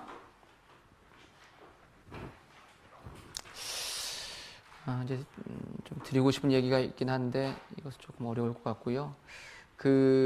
추천드리고 싶은 도서가 교육의 7가지 법칙이라는 책이 있어요. 이 책은 꼭 읽어보셨으면 좋겠어요. 교육의 7가지 법칙. 그 책에서 얘기하고 있는 내용들이 가정에서 우리가 자녀를 지도함에 있어서 또는 교회 학교에서 학생들을 가르침에 있어서 도움이 되는 부분들이 참 많아요. 이렇게 얘기할 수 있어요. 7가지 법칙이 7가지겠죠. 교사의 법칙이다. 1번은 교사의 법칙이라는 것은 교사는 반드시 가르치는 내용에 대해서 철저하고 익숙하게 알아야 된다. 완전한 이해, 명확한 지식을 가지고 가르쳐야 한다는 걸 얘기하고 있어요. 완전히 알아야 한다는 겁니다. 어렴풋이 또 설명할 수 있을 정도로 설명하면 안 되고 자신이 다 꿰차고 있어야 한다는 걸 얘기하는 거예요. 성경을 가르쳐야 되니까 그게 필요하겠죠. 2번째가 학생의 법칙이에요. 즉 학생이 흥미를 가지고 주의를 집중한 상태에서 듣게끔 만들어야 한다는 겁니다. 집에서 엄마가 뭐 얘기하려고 하는데 얘가 다른 짓 하고 있어요. 그때 얘기하시면 안 돼요. 엄마를 보게 하고 주의가 집중된 상태에서 이야기를 하라는 겁니다. 3번째가 언어의 법칙인데 공통의 언어를 쓰라는 겁니다. 엄마가 지금 배에 대해서 막 얘기하고 있어요. 근데 엄마는 먹는 배를 얘기하고 있거든요. 아이는 통통배를 생각하고 있어요. 공통의 언어가 아니라는 거예요.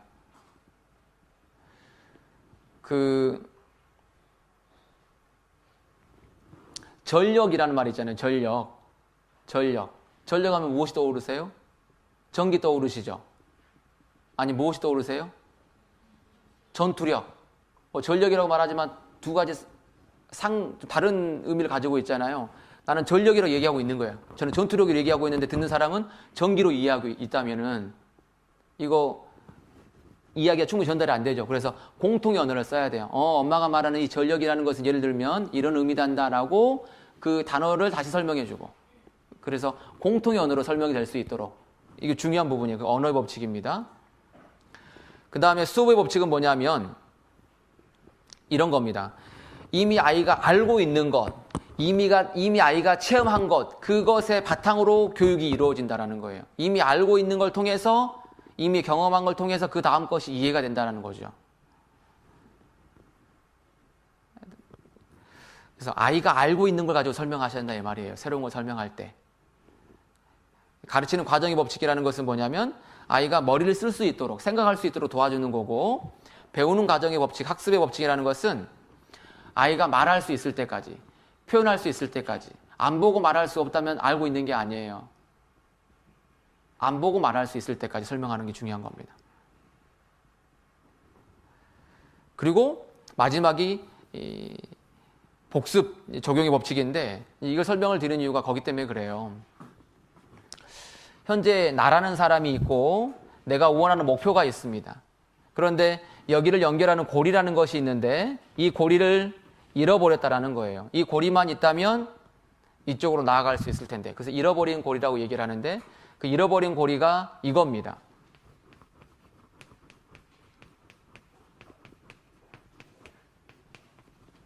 비읍이 몇 개입니까? 6개죠. 무엇일까요? 시간이 없으니까 제가 반복이죠, 반복.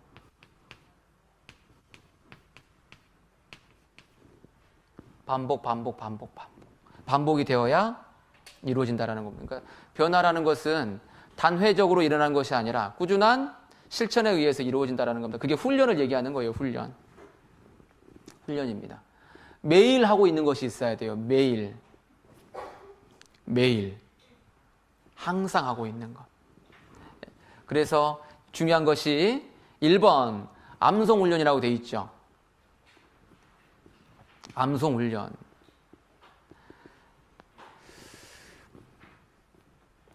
자녀를 의로 교육함에 있어 이보다 효과적인 방법은 없습니다. 더 많은 하나님의 말씀을 내면화한 자녀일수록 하나님의 성령은 그만큼 더 많은 자원을 가지고 그 아이의 성화를 위해 일할 수 있습니다.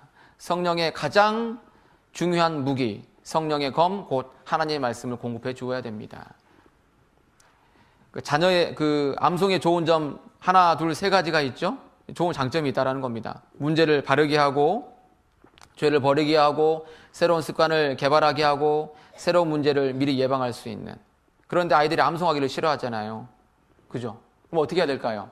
엄마가 암송해야 되겠죠. 엄마가 암송. 그 밑에 보시면 밑줄 그은 부분 보겠습니다.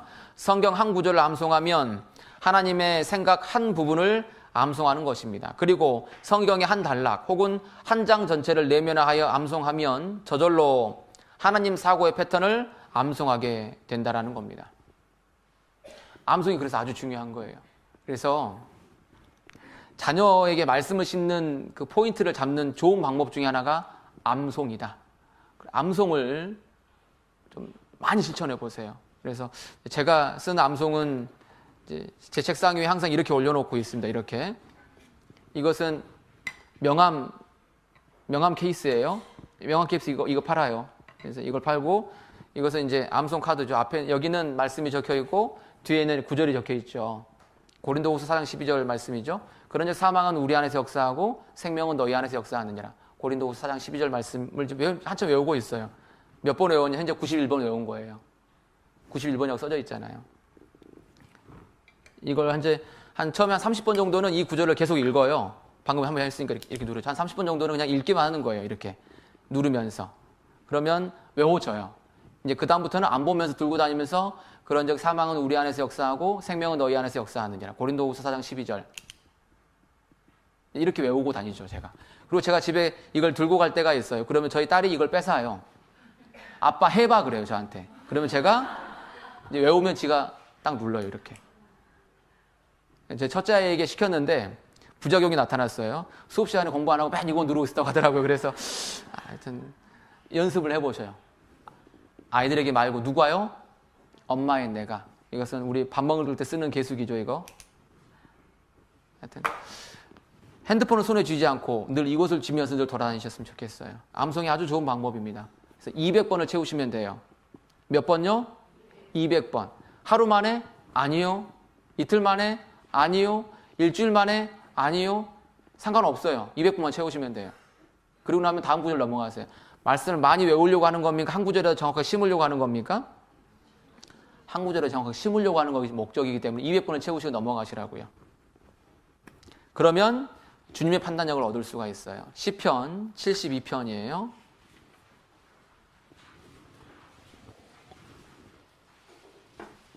시편 72편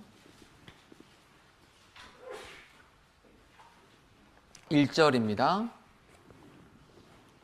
함께 읽어보시겠습니다. 하나님이여 주의 판단력을 왕에게 주시고 주의 의를 왕의 아들에게 주소서.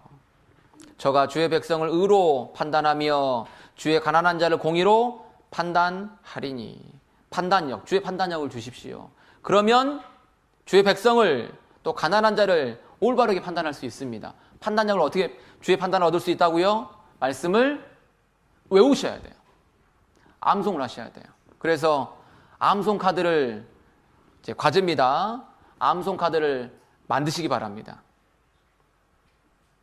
그래서 만든 것을 찍어서 올려주시기 바랍니다. 이것은 바로 구매할 수 없으니까 이제 알아서 하시고 이것은 꼭 만드시기 바랍니다. 이거 문구점에 가면 있잖아요, 그죠? 만들어서 어머니 교실 하면서 지금 우리가 외워야 될 말씀들이 있잖아요. 아까 하나 외우자 그랬죠. 시편 16편 8절. 외우자 그랬죠. 그 말씀 외우자 그랬어야 할 말씀들을 이제 만들어 보세요. 앞에는 적고 뒤에는 이렇게. 이따 제가 그 뒤에다 둘 거예요. 두면은 이제 보시고 참고하시면 되겠습니다. 그래서 만들어서 사진 찍어서 올려주시기 바랍니다. 많이 만들라고 하나씩 만들어 가라고요. 하나씩. 110편 111편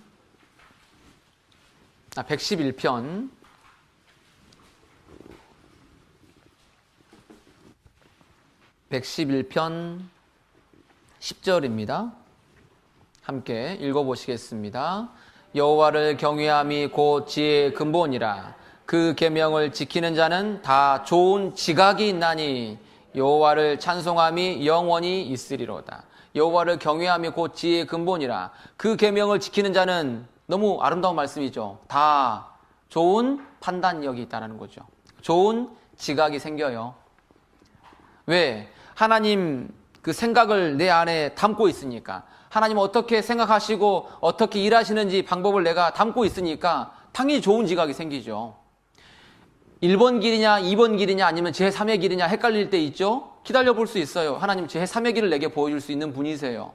좋은 지각을 얻게 되는 겁니다. 암송, 이건 물러나지 마세요. 이건 물러나지 마세요. 2번 묵상 훈련입니다. 이것은 말씀을 내 마음 깊이 못 박는 것 같은 역할을 하는 거죠. 인격의 일부분으로 말씀이 자라게 하는 겁니다. 묵상은 영혼과 진리의 대면이 되는 거죠.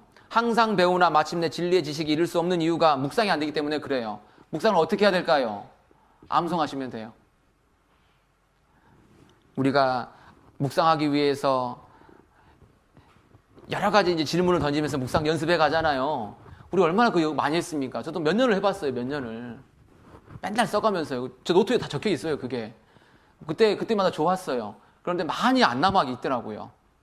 더 좋은 방법은 뭐라고요? 암송을 하시죠. 암송이 곧 묵상이에요. 외우셔요. 3번 부모의 정확한 지시와 그에 따른 순종 훈련. 부모가 얘기한 것에 대해서는 반드시 순종해야 한다는 걸 강조하셔야 돼요. 누구를 위해서 순종하라는 거죠? 아이 본인을 위해 순종하는 거예요. 그래서 내가 얘기한 것이 무엇인지를 알고 있어야 됩니다. 그만큼 지시가 많아야 되겠어요? 명확한 지시 한두 가지만 있어야 되겠어요? 명확한 지시 한두 가지를 정확하게 전달하셔야 돼요.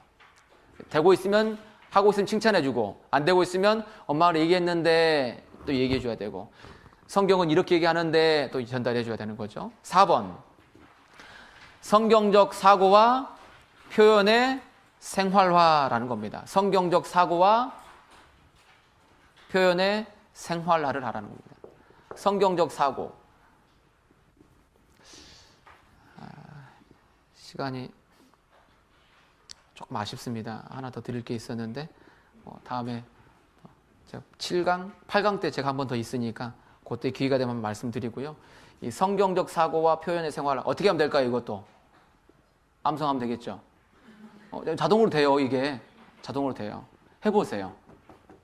그래서 이 1, 2, 3, 4의 핵심 키워드는 암송이다.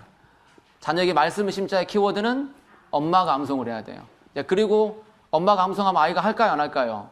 해요. 내 암송 카드를 만들고 너도 해! 막 시키지 마시고 내가 너무 익숙하게 돼 있어. 내가 잘하고 있고 엄마가 좋은 모습 바뀌고 있을 때 아이가 따라하려고 할 때 시키세요. 그러니까 잘못하면 성경을 싫어하게 만들 수 있어요. 신앙생활이 싫을 수가 있어요. 아이들에게 짐이 될 수 있단 말이에요. 그래서 엄마가 그 안에서 기쁨을 얻고 있을 때 아이가 따라할 수 있도록 해야 되겠습니다. 마지막으로 시편 한두 구절만 보고 마무리하겠습니다. 시편 25편입니다. 시편 25편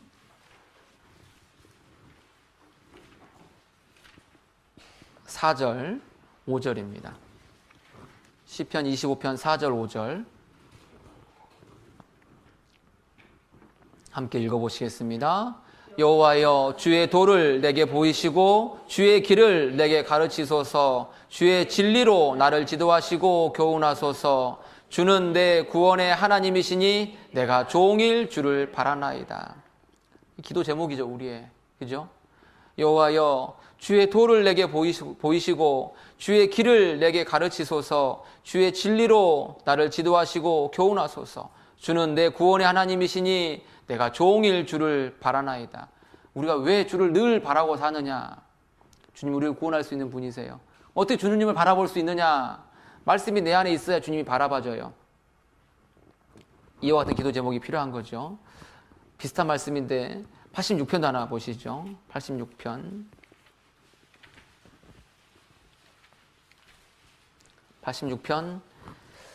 11절입니다. 86편 11절 함께 읽어보시겠습니다. 여호와여 주의 도로 내게 가르치소서. 내가 주의 진리에 행하로오니 일심으로 주의 이름을 경외하게 하소서. 여호와여 주의 도로 내게 가르치소서. 내가 주의 진리에 행하오리니. 실천하겠다라는 거죠. 순종하겠다라는 거죠. 일심으로 주의 이름을 경외하게 하소서. 교재를 쭉 한번 복습을 한번 해보시죠. 교재를 쭉 처음으로 한번 넘기고 37쪽 보시면요. 37쪽 1번 큰 1번에 내 자녀에게 하나님의 말씀을 언제 어떻게 가르칠까를 묻기 전에 방가로 1번에 공부하자. 누가 가장 큰 영향을 미칠 수 있다? 엄마가. 그거 말씀드렸죠. 2번에 자녀가 죄인이기 전에 누구도 죄인이다? 나도 죄인이다. 자녀도 죄인이다. 요거 말씀드렸습니다. 그래서 그 쭉 부분 말씀드렸고요. 그 다음에 39쪽에 성경적으로 죄를 책망하는 죄를 깨닫게 하기 위해서는 어떻게 해야 되는가 말씀드렸고, 그때 그 필요한 말씀들을 잘 일깨우고 있어야 하고 온유한 심령으로 하자. 감정을 잘 컨트롤해가면서 하자. 이런 부분 말씀드렸고, 41쪽에 성경으로 바르게 하게 하면서 회개, 고백, 용서, 배상, 죄를 버림, 점검, 회복. 어렵지만 좀 이해는 되시죠? 원리가 이해되실 거예요. 좀 마음에 좀 새겨두시고, 그 다음에 배상을 잊지 말게 하자. 그 다음에 43쪽에 훈련에 의한 의로 교육하기 위해서 핵심 키워드가 어디 있느냐면 암송을 하자. 그래서 암송 방법 과제 하나 내드렸습니다. 그래서 하나님 앞에 말씀을 중심에 많이 심으시고, 말씀 많이 심어서 어떻게 하려고요? 하나님 이용하려고요? 아니라니까요. 하나님께 사용받기 위해서, 하나님의 손에 붙잡히기 위해서 말씀을 심는 거예요. 이해되셨죠? 성령이 내 안에서 활동하게 하기 위해서 말씀을 심는 거예요. 그러면 자녀에게도 심어진다라는 거 기억해 주시기를 부탁을 드리고 기도드리겠습니다. 사랑과 은혜가 풍성하신 살아계시고 역사하시는 우리 하나님 아버지 감사합니다. 귀한 시간 저에게 허락하셔서 자녀에게 말씀을 심기 위해서, 또한 우리 자신이 먼저 어떻게 말씀을 심어야 할지 교훈받을 수 있는 귀한 시간 주셔서 감사드립니다. 주님께서 우리 가정을, 우리 자신을, 또 우리 자녀를 주님께서 들어 사용하여 주시고 주의 역사 안에서 귀하게 쓰임받는 우리 가정이 될 수 있도록 도와주시옵소서. 한 시간 귀한 말씀 안에서 교제 나누며 교훈하여 주신 주님께 진심으로 감사드리며 우리 구주 예수님 이름으로 감사하며 기도드립니다. 아멘. 수고하셨습니다.